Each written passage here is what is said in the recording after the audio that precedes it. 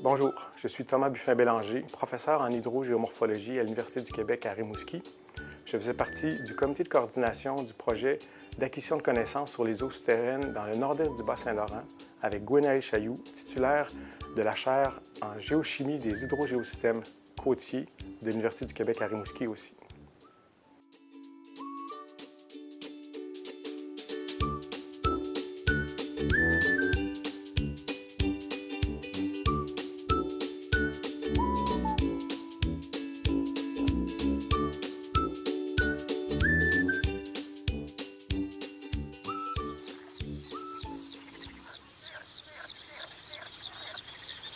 Dans le Bas-Saint-Laurent, deux grandes formations géologiques où on retrouve de l'eau souterraine. On a d'abord les roches sédimentaires qui composent le socle rocheux. Il y a deux grands types de roches sédimentaires, les roches plus tendres qui sont des schistes et des ardoises, puis les roches plus dures qui sont des grès et des conglomérats. La nature de ces roches fait en sorte que la quantité d'eau qu'on retrouve peut varier et la disponibilité de l'eau peut varier aussi. L'autre grand type de formation géologique, c'est les dépôts sédimentaires granulaires qui sont principalement un héritage de la période glaciaire qui a laissé en place des dépôts fluvioglaciaires, des dépôts marins et des dépôts deltaïques dans lesquels on retrouve de l'eau souterraine.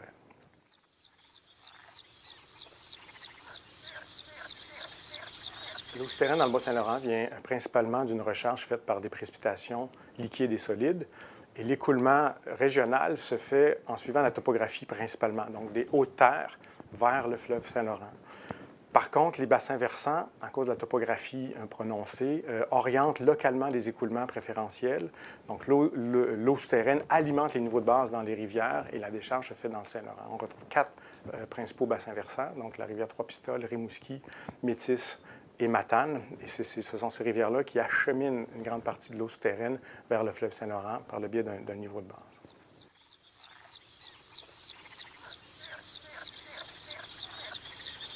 L'eau souterraine dans le Bas-Saint-Laurent est d'excellente qualité. On a observé des dépassements au niveau des critères d'esthétisme et des critères de potabilité, mais dans des très faibles proportions. Sur 164 puits pour lesquels on a fait des analyses d'eau, on a observé qu'il y avait des dépassements au niveau de l'esthétisme par rapport à la présence de manganèse, avec des pH plus élevés ou plus faibles, et la présence de fer aussi, mais dans des quantités relativement faibles. Au niveau de la qualité, donc de la potabilité de l'eau, on a observé des dépassements dans moins de 1 des 164 puits, et ça concernait donc essentiellement la présence de fluor et de nitrate dans moins de 0,5 des cas. Le fluor est associé à des nappes captives, donc on pense que c'est d'origine naturelle, alors que les nitrates sont associés à des nappes qui sont non captives, donc plus d'origine anthropique, mais encore une fois, dans des très faibles quantités. Considérant l'excellente qualité des eaux souterraines dans le Bas-Saint-Laurent, les usages sont multiples et non limités, résidentiel, commercial. La seule caractéristique qui peut limiter l'utilisation de l'eau, c'est la quantité, donc la disponibilité de l'eau. Dans certains aquifères, elle est peu disponible et dans d'autres, beaucoup plus.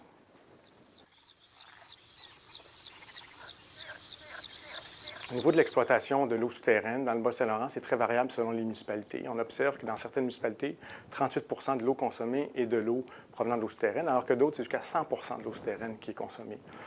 En général, on observe aussi au niveau des individus une consommation qui va de 175 à 285 mètres cubes par année par individu, variant selon, encore une fois, les sources d'approvisionnement en eau des municipalités. La consommation résidentielle et commerciale représente moins de 4 de la quantité d'eau souterraine disponible dans le Bas-Saint-Laurent. Ce qu'on observe au niveau de la distribution spatiale de cette eau-là fait en sorte qu'elle n'est pas disponible partout en même quantité. Il y a des aquifères qui sont beaucoup plus productifs et d'autres moins productifs. Donc, malgré une grande quantité d'eau disponible, c'est important de connaître quels sont les aquifères qui sont productifs et ceux qui sont moins productifs pour faire une gestion adéquate.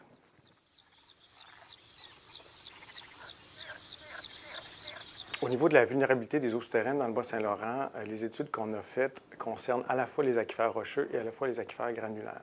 En ce qui concerne les aquifères rocheux, l'indice drastique qui a été calculé pour l'ensemble de la région montre que les aquifères sont peu vulnérables, et ça en grande partie en lien avec la nature et l'épaisseur des dépôts sédimentaires qu'on trouve au-dessus des aquifères, particulièrement dans la portion située le long de l'estuaire du Saint-Laurent. Parce qu'on retrouve ces dépôts marins principalement qui sont donc imperméables et ça en fait des aquifères ou des nappes captives, donc peu vulnérables aux activités en surface.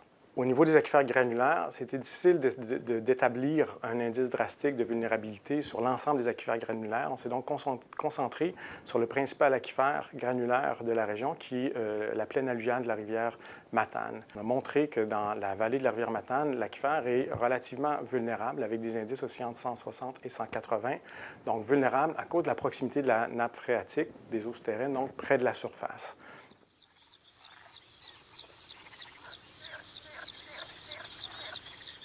Les enjeux en lien avec les eaux souterraines dans le Bas-Saint-Laurent sont de 4 natures. On identifie d'abord un enjeu de valorisation des données qui sont issues du projet d'acquisition de connaissances sur les eaux souterraines dans le Bas-Saint-Laurent.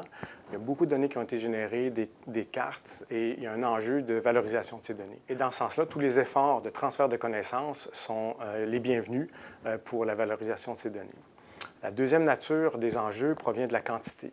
Tel que mentionné, les aquifères qui produisent beaucoup d'eau souterraine sont relativement peu nombreux et très localisés sur le territoire. C'est principalement des aquifères granulaires qui sont actuellement déjà exploités. Il faut donc bien connaître ces aquifères et les protéger parce qu'ils sont peu nombreux et vulnérables, tels que mentionné.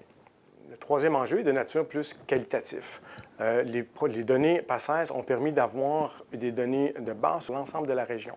Il va être important de faire un suivi dans les secteurs où on a identifié la présence de nitrite-nitrate pour voir si c'était un élément isolé ou une année isolée, ou c'est des dépassements qui sont continus dans le temps. Il y a 2 sources essentielles qui sont associées à la présence de ces contaminants. Il y a les activités agricoles, puis il y a aussi les fosses septiques, par exemple. On n'a pas été en mesure d'identifier quelles étaient les causes dans les puits où il y avait des dépassements, mais il va être important de faire un suivi pour ces puits-là. Le quatrième enjeu, il va être important pour les aquifères qui produisent beaucoup d'eau souterraine, donc qui sont très productifs, de s'assurer d'avoir des bonnes cartes de vulnérabilité et d'évaluer l'évolution de cette vulnérabilité dans le temps avec les activités en périphérie de ces aquifères. Donc, il y a un enjeu ici au niveau du transfert des connaissances de l'échelle régionale à l'échelle locale. On ne peut pas utiliser les données directement. Il y a des suivis qui doivent être faits ou des analyses plus spécifiques localement qui doivent être faites pour s'assurer de la qualité de la quantité d'eau dans les aquifères productifs. Le dernier élément au niveau de la vulnérabilité dans le contexte des aquifères granulaires du Bas-Saint-Laurent, c'est la connectivité potentielle entre ces aquifères et la présence de cours d'eau. On a observé que la plupart des aquifères productifs dans le Bas-Saint-Laurent sont situés à proximité de cours d'eau. On pense aux aquifères dans la vallée de la rivière Matane, qu'on pense aussi à l'aquifère qui alimente la ville de Rimouski à proximité de la rivière Neigette, ou encore au niveau de la municipalité de Saint-Mathieu-de-Riou. Les sources d'alimentation en eau sont situées à proximité des cours d'eau. On s'est concentré à essayer de comprendre la dynamique qui existe entre l'évolution des niveaux dans les aquifères granulaires et les niveaux d'eau dans les rivières.